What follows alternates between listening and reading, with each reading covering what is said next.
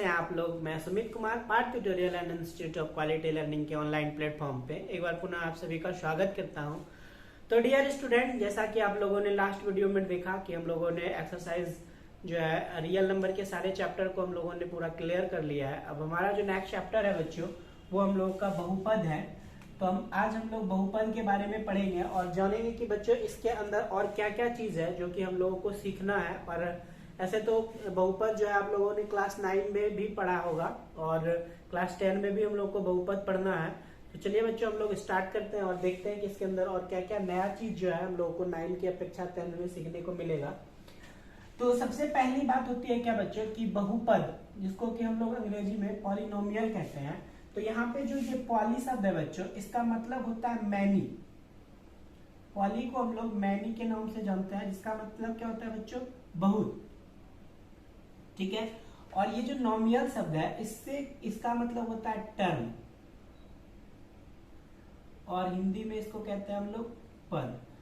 तो देखिए बहुपद का मतलब क्या हो गया कि बहुत सारे पदों को मिलाने के बाद जो पद तैयार होता है उसी को हम क्या कहते हैं बच्चों, बहुपद कहते हैं। ठीक है। जैसे हम यहाँ पे कोई भी एग्जांपल ले सकते हैं, 9x² + 5x + 3। ये एक प्रकार का हम लोग का क्या है बच्चों, बहुपद है।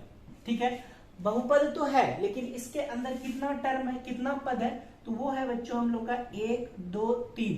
तो ये हम लोग का क्या हो गया बच्चों, ये 3 टर्म से मिलके बना है। तो ये हमारा 3 टर्म वाला बहुपद है, 3 पदों वाला बहुपद है। तो प्यारे बच्चों, तो बात आपको समझ में आया होगा कि हम लोग किसको बहुपद कहेंगे। ठीक है। जैसे और क्या कि अगर और भी हम बहुत सारा एग्जांपल लेते हैं, जैसे हम सिर्फ अगर 3 की बात करते हैं, क्या यह बहुपद है? निश्चित रूप से यह भी एक प्रकार का बहुपद है। अगर हम बात करते हैं 5x, क्या ये बहुपद है? ये भी एक बहुपद है। 5x 6x², क्या ये बहुपद है? 9xy(z²), क्या ये बहुपद है? तो ये सारा टर्म क्या है बच्चों, बहुपद है। अब देखिए अब क्या होता है, ये सब बहुपद तो है, लेकिन अब जैसे अगर हमको क्या होता है कि क्वेश्चन के अंदर हम पहचानेंगे कैसे कि ये जो बहुपद है ये इसके अंदर कितना पद है। तो देखिए आपको एक बात का ध्यान रखना है कि बहुपद में जो पद होता है बच्चों, वो प्लस और माइनस से जुड़ा होता है। ठीक है। जैसे हम यहाँ पे क्या होता है, यहाँ पे 6x, ठीक है, स्क्वायर, 5x, और फिर यहाँ पे जो है 6y है, और यहाँ पे 9 है। ठीक है। ये अलग अलग, ये सब अपने आप में पद है, ये भी पद है, ये भी पद है, ये भी और ये भी। लेकिन अगर हम इसको प्लस और माइनस, ठीक है, किसी भी सिंबल से अगर जोड़ देंगे, अब पूछेंगे कि इसके अंदर ये बहुपद है, तो आपका आंसर होगा जी बिल्कुल ये बहुपद है। लेकिन इसमें टोटल पद कितना है, तो ये 1 2 3 और ये 4। तो इसके अंदर क्या हो जाएगा हम लोग का बच्चों, टोटल कितना टर्म हो जाएगा, 4 टर्म हो जाएगा। मतलब ये 4 पदों वाला बहुपद है। तो प्यारे बच्चों आपको बात समझ में आया होगा।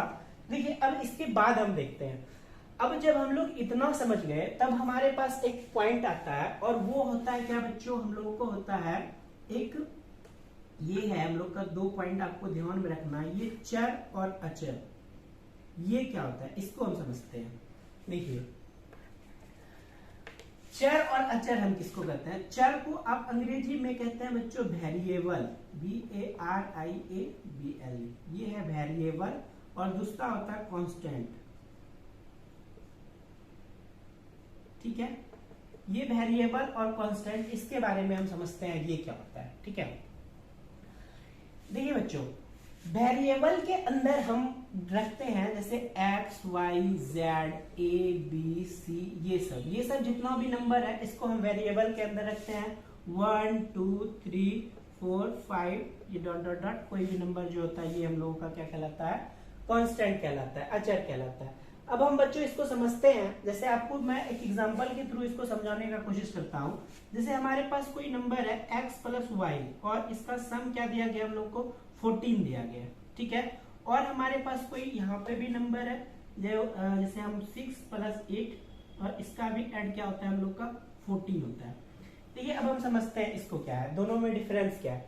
देखिए यहाँ पे हमारा 6 + 8 मिलके 14 होगा, ये बात जो है ये सार्वभौतिक सत्य है। आप जो है ऐसा नहीं कर सकते हैं कि 6 को कहीं पे जो है आप 9 लिख सकते हैं, 8 लिख सकते हैं, कोई फर्क नहीं। जैसे अगर हम कहें तो, अगर मान के चलिए मैं यहाँ अभी बिहार में हूँ, बिहार में 6 + 8 का वैल्यू 14 होता है, तो आप इसको, आप दिल्ली चले जाइए, आप मुंबई चले जाइए, आप भोपाल चले जाइए, कोई फर्क नहीं पड़ता है। यहाँ पे 6 + 8 मिलके हमारा क्या होगा बच्चों, 18 ही होगा, आप कहीं भी चले जाइए।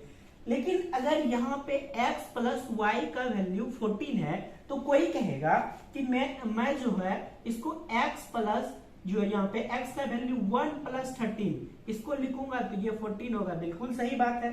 तो 1 + 3 मिलके 14 होगा। कोई बोलेगा नहीं हम ये नहीं लिखेंगे, हम लिखेंगे 9 + 4 मिलके होगा 9 + 5 मिलके क्या हो जाएगा हमारा 14 होगा। ये बात भी सही है। कोई बोलेगा हम 8 + 6 लिखेंगे, ये मिलके 14 होगा, ये भी बात सही है। इसका मतलब क्या हो रहा है कि x का वैल्यू और y का वैल्यू वेरी कर रहा है, मतलब हर बार चेंज हो रहा है, बदल रहा है। तो मतलब क्या कि जो वैल्यू क्या हो, हमेशा हर बार बदलता हो, उसको हम क्या कहते हैं, वेरिएबल कहते हैं। और जिसका वैल्यू बदलता नहीं है, कांस्टेंट रहता है, जिसमें कभी भी कोई चेंज नहीं होता है, उसको हम कांस्टेंट कहते हैं, अचर कहते हैं।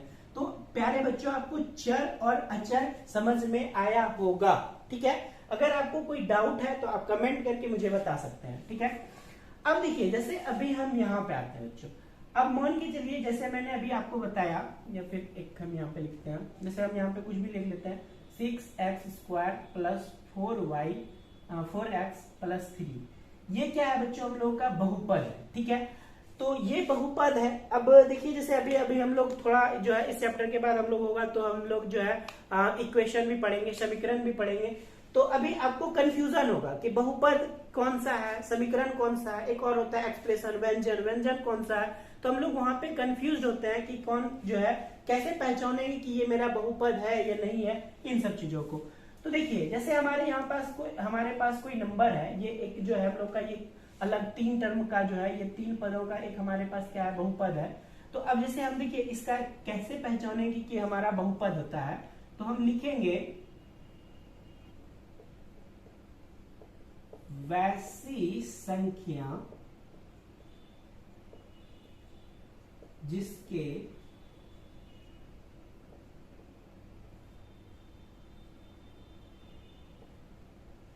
चर का क्या हो, घात पूर्ण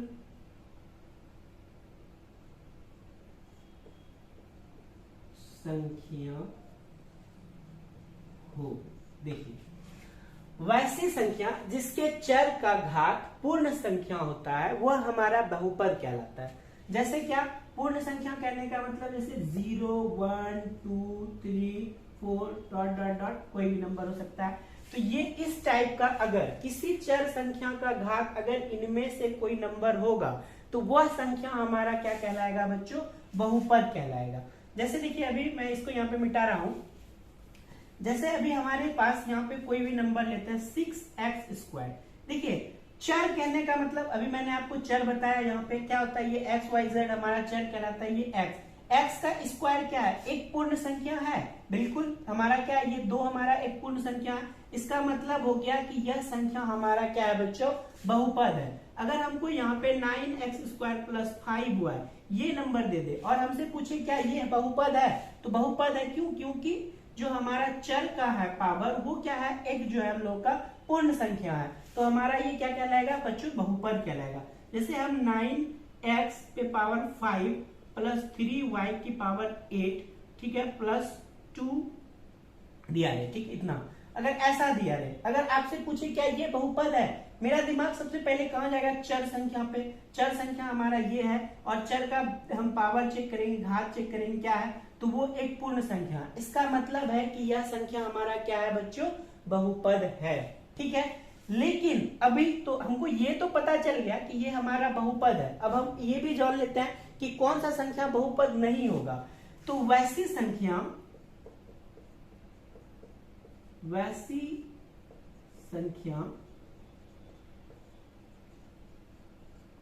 जिसका घात, देखो, रूट के अंदर हो, ठीक है, रूट के अंदर कोई भी नंबर हो जाए, ठीक है।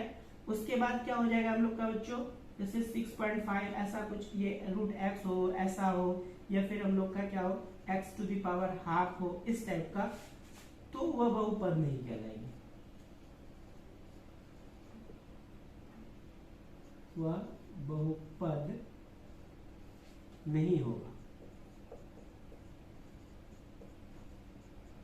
ये समझिए बच्चों, वैसी संख्या जिसका घात क्या हो, रूट एक्स या फिर जो है जैसे यहाँ पे हम कोई नंबर लेते हैं 6 और यहाँ पे ये x, ठीक है, इस टाइप का, या फिर क्या रहे 9x की पावर 3.2, ठीक है, इस टाइप का, या फिर क्या क्या रहे 9x की power half plus 6x square plus 3, ऐसा है।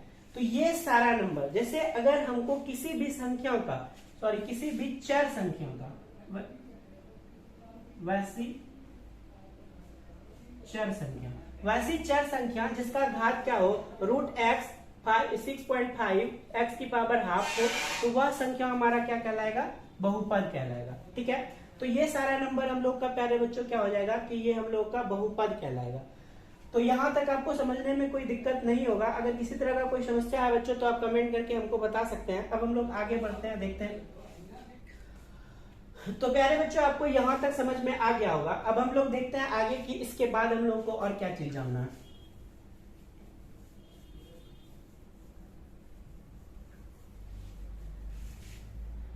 देखिए इसके बाद जो एक अगला टॉपिक आता है वो हम लोग का कहलाता है पद, जिसको कि हम लोग अंग्रेजी में कहते हैं टर्म।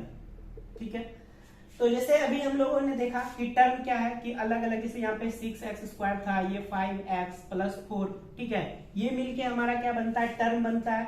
तो और यहाँ पे जैसे अगर हमसे क्वेश्चन पूछा जाएगा इसमें कितना टर्म है, तो हम लोग बोलेंगे 1, 2 और 3, ये टोटल हम लोग का क्या है बच्चों, 3 टर्म से मिलके बना है। जैसे अब इसमें देखिए, यहाँ पे देखिए हम लिख सकते हैं कुल पदों की संख्या। तो देखिए मेरे पास क्या हो गया, कुल पदों की संख्या कितना हो गया बच्चों, 3 हो गया। अब देखिए ये तो हो गया हमारा। अब हमारे पास रहेगा चर वाले पदों की संख्या। अगर हमसे क्वेश्चन में पूछा जाएगा कि चर वाले पदों की संख्या, तो देखिए इसके साथ चर लगा है, यहां चर लगा है, इसका मतलब हो जाएगा कि उसकी संख्या कितना है, 2 है। और क्या होगा, एक अचर वाले पदों की संख्या।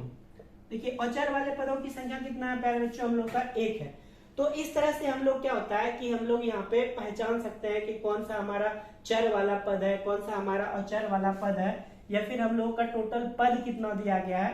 तो इस तरह से, तो देखिए बच्चों आपको जो स्टैंडर्ड फॉर्म होता है, स्टैंडर्ड फॉर्म में हम लोगों को 3 पद मिलता है। 3 पदों में 3 पद हम लोगों को पढ़ना होता है। जैसे हम लोग पहला जो होता है उसको हम कहते हैं एक पदी बहुपद, दूसरा होता है हमारा बच्चों द्विपदी बहुपद, और तीसरा होता है हम लोग का त्रिपदी बहुपद। देखिए अभी जो हमारा एक पदी बहुपद होता है मोनोमियल के नाम से,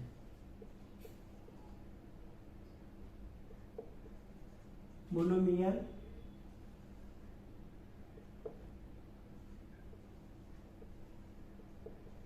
बाइनोमियल, और एक होता है ट्रिनोमियल। देखिए तो हमारा जो स्टैंडर्ड फॉर्म में पद होता है बच्चों वो 3 तरह का होता है। सबसे पहला जो होता है मोनोमियल होता है, दूसरा बाइनोमियल होता है, और तीसरा ट्रिनोमियल होता है। ठीक है, तो हम लोग का 3 पदों में होता है। तो अभी अब हम समझते हैं बच्चों कि हमारा जो एक पद बहुपद होता है वो हम किसको कहते हैं। तो देखिए जैसे हमारा यहाँ पे हम कुछ एग्जांपल लेते हैं, 4x ये क्या है हम लोग का, ये एक पद कहलाएगा।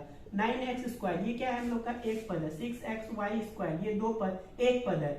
यहाँ पे 9xyz स्क्वायर ये कितना पद है, ये एक पद है। देखिए यहाँ पे आपके दिमाग में आपको कंफ्यूज नहीं होना। जैसे आपको क्वेश्चन में दिया रहेगा यहाँ पे 3 जो है हम लोग का अचर दिया गया है, तो अब आपको यहाँ पे तीनों अचर एक दूसरे के साथ मल्टीप्लाई में जुड़े हुए हैं। तो आपको यहाँ कंफ्यूज नहीं होना कि यहाँ पे जो है कहीं हमारा 3 जो है पद, तो ये हमारा जो है त्रिपद तो नहीं हो गया, बिल्कुल नहीं। मैंने आपको बता रखा है कि आपका जो पद होगा वो प्लस या माइनस से जुड़ेगा।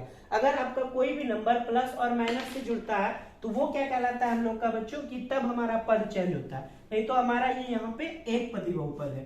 द्विपदी बहुपद का मतलब क्या होता है, दो पद, जैसे 9x² प्लस 5 ये हो गया, या फिर 6x² प्लस 3x ये हो गया, या फिर 9x² प्लस 4x ये हो गया। तो ये हमारा क्या कहलाएगा बच्चों, ये हम लोगों का होगा द्विपद। देखिए यहाँ पे दो पद है, ये एक और दो, एक और दो, ठीक है, ये दो पद मिलके बना है, इसीलिए हम इसको द्विपद कहते हैं। अब देखिए त्रिपद किसको कहा जाता है, त्रिपद में क्या होगा, जैसे 6x² प्लस 6x प्लस 6, ठीक है, ये हमारा त्रिपद कहलाएगा। जैसे यहाँ पे 1 2 3 तीन पदों से मिला हुआ जो पद होता है उसको हम क्या कहते हैं, त्रिपद कहते हैं। जैसे 9x² प्लस 6x प्लस 3 ये हम लोग का क्या कहलाएगा, ये हम लोग का त्रिपद होगा। तो प्यारे बच्चों हमारा जो स्टैंडर्ड फॉर्म में होता है वो तीन पद होता है, तीन बहुपद होता है, पहला एक पदी, द्विपदी, त्रिपदी। अब आपके दिमाग में ऐसा क्वेश्चन होगा क्या, इससे बड़ा पद नहीं हो सकता, इससे निश्चित रूप से बड़ा पद हो सकता है, लेकिन हम लोग ऐसा मानते हैं कि तीन जो है स्टैंडर्ड फॉर्म है, इसके अंदर हमारा बहुपद हो सकता है। तो प्यारे बच्चों आपको यहां तक चीज समझ में आया होगा। अगर आपको कोई कंफ्यूजन होगा तो आप कमेंट करके मुझे पूछिएगा। अब हम लोग आगे बढ़ते हैं, आप इसको पॉज करके जो है वीडियो को नोट कर सकते हैं या फिर स्क्रीनशॉट भी ले सकते हैं आप इसका।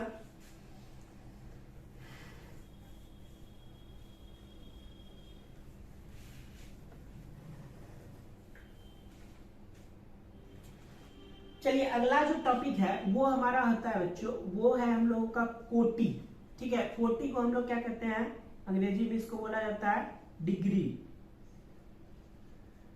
डिग्री देखिए अभी क्या होता है कि डिग्री हम किसको बोलेंगे, डिग्री क्या कहलाता है, किसको कहा जाता है डिग्री, ठीक है। तो देखिए किसी भी बहुपद का जो हाईएस्ट पावर होता है वही उसका डिग्री कहलाता है, ठीक है। किसी भी बहुपद का जो हाईएस्ट पावर होता है उसको हम लोग क्या कहते हैं बच्चों, डिग्री कहते हैं, ठीक है। या फिर जिसको आप कोटि के बदला इसको आप घात भी कह सकते हैं, ठीक है, घात भी कहिएगा कोई प्रॉब्लम नहीं है, आप घात कहिए, कोटि कहिए, डिग्री कहिए, कुछ भी कहिए, कोई प्रॉब्लम नहीं है। जैसे हमारे पास कोई नंबर है 9x⁵ प्लस 6y² प्लस 3, आप पूछिएगा ये जो बहुपद है इसकी डिग्री क्या है, तो आप क्या कहिएगा, इसका जो डिग्री है बच्चों, डिग्री हम लोग का क्या है 5 है। सबसे बड़ा घात इसके अंदर क्या है बच्चों, सबसे बड़ी घात जो है हमारा 5 है। इसका मतलब हो गया कि इसका इस बहुपद का जो डिग्री होगा हम लोग का वो क्या होगा, 5 कहलाएगा। और कोई नंबर जैसे 8x⁵ प्लस 6x⁵5 और प्लस जो है 3x। अभी पूछेगा इस संख्या, इसमें जो है हमारा डिग्री क्या है, तो इसके अंदर जो हमारा डिग्री होगा बच्चों वो भी क्या होगा, ये 9 ही कहलाएगा। क्यों, क्योंकि इसका जो सबसे बड़ा घात है वो क्या है बच्चों, 9 है। तो इसका मतलब हो गया कि इस संख्या का जो डिग्री है हम लोग का वो 9 है। तो ये बच्चों यहां तक इसमें आपको कोई समझने में कंफ्यूजन नहीं होना चाहिए। डिग्री के बाद एक हमारा और पॉइंट आता है जो कि हम लोग को पढ़ना होता है, जिसको हम कहते हैं गुणांक। क्या बोलते हैं हम उसको, गुणांक, और अंग्रेजी में कहते हैं इसको कोएफिशिएंट। कोएफिशिएंट क्या है, देखिए इसको हम समझते हैं। ये गुणांक क्या होता है, देखिए जैसे किसी भी चर के साथ जो संख्या वहां पे रहता है उसी को कांस्टेंट वैल्यू रहता है, वही हमारा गुणांक कहलाता है। जैसे देखिए हमारे यहाँ पे जैसे हमारे पास 9x⁵ 8x⁵ plus 3x plus 4 है। अभी आपसे पूछा जाएगा कि ये जो x है इसका x का गुणांक क्या है, तो इस x का गुणांक क्या है बच्चों, ये 8 कहलाएगा इसका गुणांक। इस x का गुणांक क्या है बच्चों, इस x का गुणांक हम लोग का 3 है। और इस 4 का गुणांक क्या है बच्चों, इस 4 का गुणांक 4 ही है। अब कुछ आप बोलिएगा कि 4 का गुणांक 4 कैसे होगा, अभी देखिए 4 को हम ऐसा लिख सकते हैं क्या, 4 गुना x⁵0, इसका मतलब क्या हो गया, x⁵0 का मतलब 1 बराबर 4। तो इस एक का x का गुणांक 4 हुआ ना, इसका मतलब हो गया कि इसका गुणांक क्या है, 4 है। तो प्यारे बच्चों जो नंबर, जैसे कोई अचर संख्या, चर संख्या है, उसके साथ जो हमारा अचर संख्या होगा मल्टीप्लाई में, वही हमारा क्या कहलाएगा, गुणांक कहलाएगा। तो वो कुछ भी हो सकता है, ठीक है, आपको यहाँ पे परेशान नहीं होना। तो यही हमारा क्या होता है, कोएफिशिएंट होता है। तो प्यारे बच्चों मुझे लगता है कि आपको यहां तक समझने में कोई दिक्कत नहीं होना चाहिए। अब हम लोग आगे बढ़ते हैं। देखिए अभी अब और हम लोगों को बच्चों क्या है कि जो है हम लोग इसके अंदर और कुछ चीज है जो कि अभी हमको सीखना है। अब देखिए अब क्या होगा, अब आपसे क्वेश्चन पूछा जाएगा कि जो है हमारा पॉलिनोमियल होता है वो उसका स्टैंडर्ड फॉर्म क्या होता है, वो बताइए। तो जैसे आप लोगों ने पढ़ा होगा कि हमारा पॉलिनोमियल जो होता है उसका स्टैंडर्ड फॉर्म में ये एक रैखिक बहुपद के नाम, एक रैखिक बहुपद होता है जिसको कि लीनियर पॉलिनोमियल कहते हैं।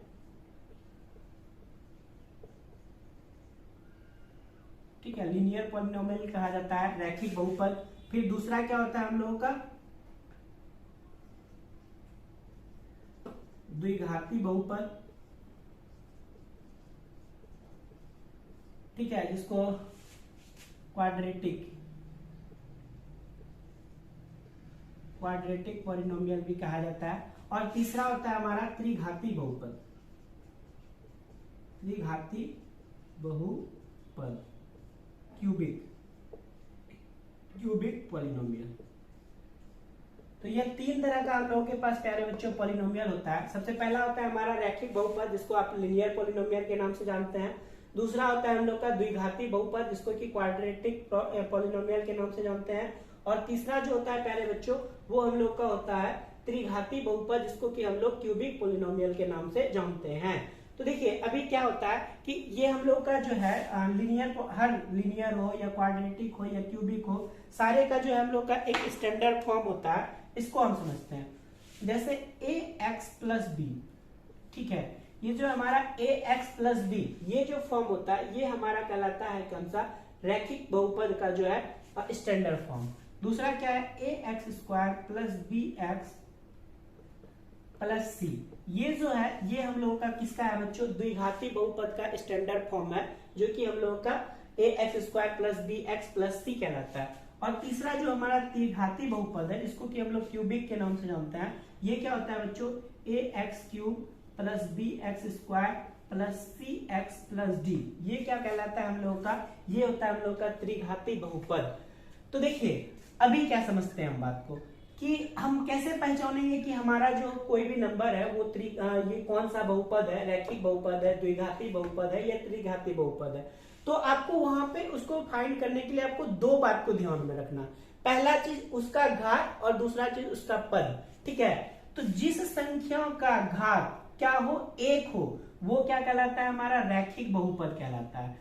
जिस संख्या का घात एक हो वह क्या कहलाएगा, रैखिक बहुपद कहलाएगा। जिस संख्या का घात दो हो वो क्या कहलाएगा हम लोग का, द्विघाती बहुपद। और जिस संख्या का हाईएस्ट घात तीन हो वो क्या कहलाएगा बच्चों हम लोग का, क्यूबिक बहुपद। अब देखिए इसके अंदर हम लोगों को क्या करना है, इतना बात तो हम लोग समझ गए। अब इसके बाद हम लोगों का क्या होता है कि इसमें एक और बात हम लोग क्या नोटिस कर पा रहे हैं कि इसमें जो पद, देखिए आप रैखिक पद के अंदर दो, रैखिक जो बहुपद है उसके अंदर दो पद है, और हम लोग का जो द्विघाती बहुपद है इसके अंदर जो हम लोगों का कितना पद है बच्चों, वो तीन पद है। और जो हमारा त्रिघाती बहुपद है, क्यूबिक फॉर्म है, उसके अंदर टोटल बहुपद हम लोग का कितना है, चार है। तो जैसे हम लोग यहाँ पे क्या होगा, ये हो गया पद, सॉरी यहाँ पे पहले हम लोग क्या लिख लेते हैं, घात और पद। ठीक है, ये आपको ध्यान रखने में थोड़ा सा मतलब कि याद रखने में आसान होगा। जैसे यहाँ पे हम बोलेंगे रैखिक, ये हो गया रैखिक हो गया, दूसरा हो गया द्विघाती, और ये हो गया हम लोग का त्रिघाती। देखिए तो रैखिक बहुपद जो होता है इसमें घात की संख्या एक होती है, पद की संख्या दो। द्विघाती जो बहुपद होता है इसमें घात की संख्या दो, पद की संख्या तीन। और त्रिघाती बहुपद में घात की संख्या तीन और पद की संख्या क्या होता है बच्चों, चार होता है। तो पहले बच्चों हम लोग का जो है इस तरह से हम लोग का स्टैंडर्ड फॉर्म होता है, जो कि हम लोग का रैखिक बहुपद, द्विघाती बहुपद और त्रिघाती बहुपद का होता है। तो पहले बच्चों हम लोगों को इन सब चीजों को ध्यान में रखना है। तो आज जो है हम लोग के पास क्या है कि अभी थोड़ा समय का थोड़ा सा अभाव है, तो आज की कक्षा को हम लोग यहीं पे रखते हैं। यहाँ तक आप लोगों को क्या करना है, इसको बढ़िया से देखिए। तो यहाँ तक आपको बच्चों जो है चीज समझ में आया होगा। अगर किसी तरह का इसमें कोई प्रश्न है आपके पास जो कि लगता है जहाँ पे आप नहीं समझे, कोई डाउट है, तो आप हमें कमेंट करके पूछ सकते हैं। तो आज की कक्षा हम बच्चों यहीं पे समाप्त करते हैं, ठीक है। और नेक्स्ट कक्षा में हम लोग जो है ग्राफिकल रिप्रेजेंटेशन के बारे में देखेंगे, इससे कैसे क्या क्वेश्चन पूछा जाता है उसके बारे में हम लोग वहां पे समझने का कोशिश करेंगे। तो आज की कक्षा हम यहीं पे समाप्त करते हैं। और प्यारे बच्चों, अगर अभी तक आपने हमारे चैनल को लाइक एंड सब्सक्राइब नहीं किया है तो सबसे पहले आप लाइक करिए, चैनल को सब्सक्राइब करिए, मित्रों के साथ शेयर भी करिए ताकि उनको भी इसका लाभ मिल सके। चलिए, धन्यवाद।